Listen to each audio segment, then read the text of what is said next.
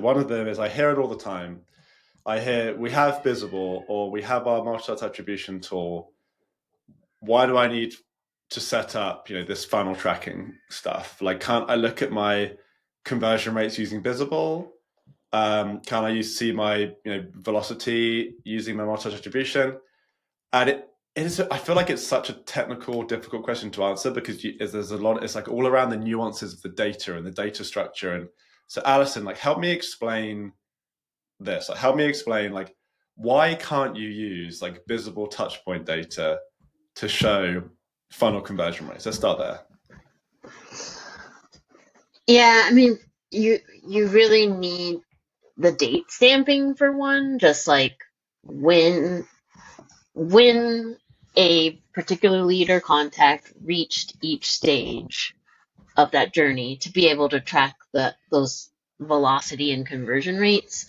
And you don't you don't really get that with multi-touch. I know like some of the multi-touch platforms will have kind of pseudo funnel data where when something reaches a certain stage, they'll grab the latest touch point and you can kind of see that, but it's not really telling you, well, was that touch point what started the journey? Like, how long did it take them to get to that stage from the previous stage? And so that's why you really need like a record that tells you the date stamps and how quickly they made it through, and creates a new record when a new life cycle starts, so you can track the outcome of each of their funnel journeys.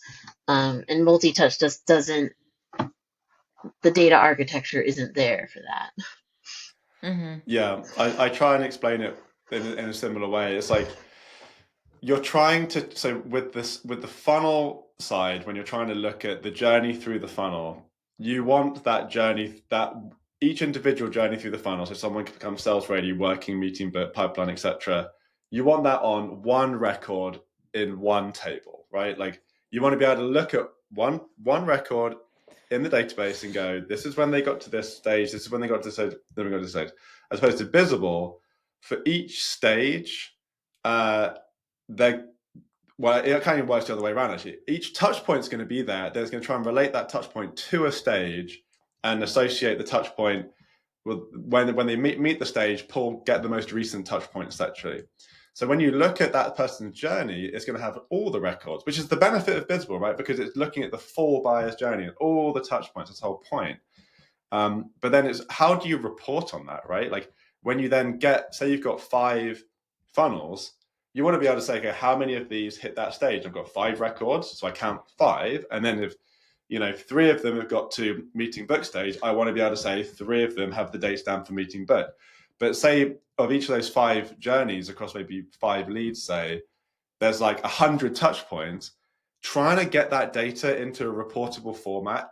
Maybe you could do it in a warehouse with all this crazy stuff and BI or whatever, but like in Salesforce, without all this crazy joining of all those touch points and trying to figure out how to assign the stage, it's going to be it's just impossible. The other thing with these multi-touch attribution tools, Visible will tell you generally miss about 10% of the touch points. So actually, about 4 years ago, I tried to use Visible data for one of our clients to just be able to calculate number of MQLs. But the problem is, when they looked at the amount of leads with an MQL date in a particular month, say it was 1,000. When you looked at the amount of visible touch points which were associated to an MQL stage in that month, it was like 900. And the reason why is because people, block cookies, they don't let the scripts run. There's people filling out forms in your website where the visible touch points don't end up getting created. So, and that is just because, not all of your digital touch points are going to get created. So you end up missing some of the MQL. So there's like a data loss perspective. Whereas when we talk about the funnel, we're talking about sales ready, and it has to be based on a known conversion, right? Because you have to be able to see that they did something associated to the person and say this person is now sales ready. So you're not going to have missing data. So that's a couple of the things that I've noticed when we've tried to do this. Okay, so I know we're getting very, very close to time here. Anything else around